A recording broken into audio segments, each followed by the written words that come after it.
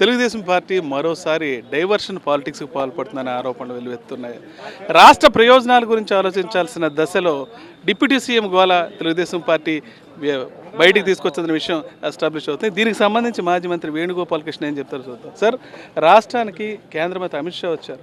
రాష్ట్ర ప్రయోజనాల గురించి మాట్లాడడం అనేసి అసలు పార్టీలు ఇప్పుడు డిప్యూటీ సీఎం ఎవరు వస్తారు, లోకేష్ని సీఎం చేయాలా, డిప్యూటీ సీఎం చేయాలా, ఈ వ్యవహారాన్ని బయటికి తీసుకొచ్చారు. ఎలా చూడొచ్చు అసలు పార్టీ తీరు? తెలుగుదేశం పార్టీ ప్రభుత్వం ఏర్పడినప్పటి నుండి కూడా డైవర్షన్ పాలిటిక్స్ చేస్తుందని మేము పదే చెప్తున్నాం.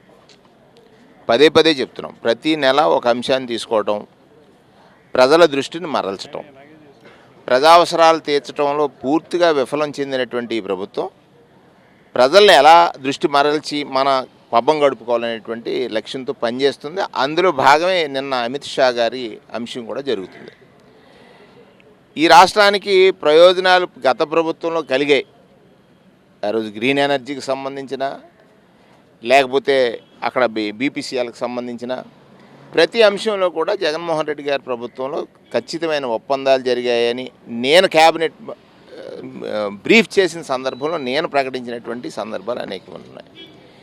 ఇక్కడ చంద్రబాబు నాయుడు గారి లక్ష్యం ఒకటే ఉంది.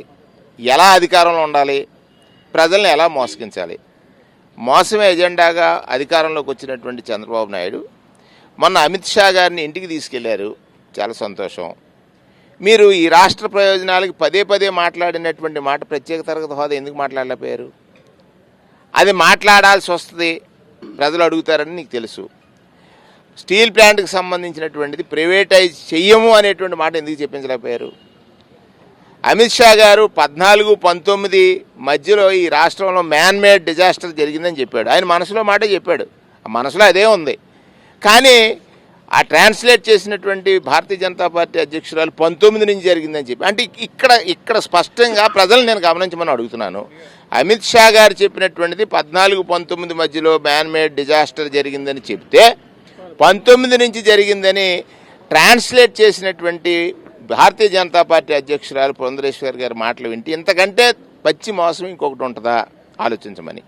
2, స్టీల్ ప్లాంట్ ప్రైవేటైజ్ చేయమని చెప్పించాల్సినటువంటి బాధ్యత కలిగినటువంటి ముఖ్యమంత్రి 11 లక్షలు ఇస్తే ఆక్సిజన్ ఇచ్చారంటారు. చేయమని చెప్పట్లేదు కదా స్పష్టంగానే. ఇది ప్రైవేటైజ్ చేయడానికి ఒక అంశమా? ఈ 11,000 కోట్లు ఇచ్చిన తర్వాత ప్రైవేటైజ్ చేస్తే వాళ్ళకి లబ్ధి చేకూర్చేటువంటి అంశాలు చాలా జరిగాయి ఈ దేశంలో. ఆ రకంగా ఈ కార్మికులు మోసగిస్తారేమో అనేటువంటి ఒక నమ్మకం ఉంది.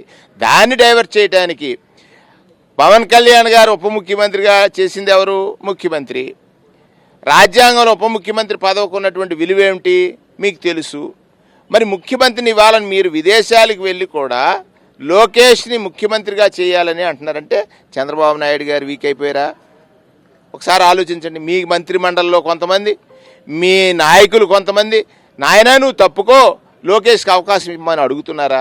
దాన్ని మీరు ఎందుకు దానికి ఎందుకు అడ్డం చెప్పట్లేదు? దాని మీద మీ వివరణ ఎందుకు ఇవ్వట్లేదు? అంటే ఇది డైవర్షన్. అంటే స్టీల్ ప్లాంట్ మీద ప్రజల దృష్టి, స్టీల్ ప్లాంట్ ప్రైవేటైజేషన్ ఆపలేదు ఈ ప్రభుత్వం అని అడుగుతారు అనుకున్న తర్వాత లోకేష్ యాక్ట్. మీరు ఎవరు ముఖ్యమంత్రి అయితే ఏమిటి, ఎవరు ముఖ్యమంత్రిగా ఉంటే ఏమిటి, ముఖ్యమంత్రిగా మీరు పనికిరారని మీ నాయకులే చెప్తున్నప్పుడు దాని గురించి ఆలోచించండి. ఈ ప్రజలు మోసపోయారు, ప్రజలు నష్టపోయారు. ఇవాళ మీరు పెన్షన్లో కోత పెడుతున్నారు, దారుణం కదా.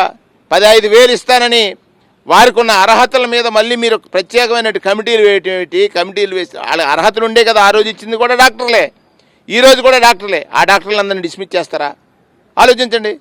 ఈ rకంగా మీరు చేసి ఏ విధంగా ఈ రాష్ట్ర ప్రజల యొక్క దృష్టిని మరల్చాలనేటువంటి ఒక ప్రయత్నం చేస్తున్నారు.